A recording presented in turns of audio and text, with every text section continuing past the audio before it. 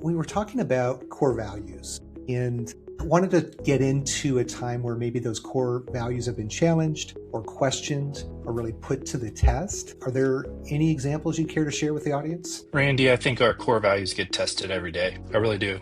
There was a moment probably 5 years ago where Jack and I were building the company, and we were building it slowly, bootstrapping it, and working really hard at making ends meet at the company and making payroll. And it came to a distribution. And during that distribution, I had a conversation with our accountants, and our securities attorney said, Nate, you can do this any one of two or three ways, and it's okay in the documents if you choose to distribute X and then take some money off the table for yourselves. And it was significant. It was enough that would have been meaningful to continue to build and make payroll and grow the company.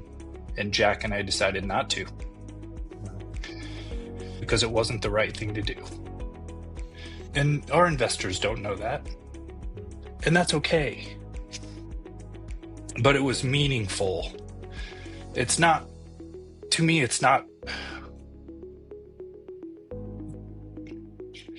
what you do when everybody's looking, it's what you do when they're not. Yep, absolutely. And that's who we are. We're going to do the right thing all the time. Yeah, and I think that is a big thing that differentiates this company from other groups. I share with investors all the time, like Jack and Nate aren't just a couple of guys that met at a conference and decided to start raising capital from investors.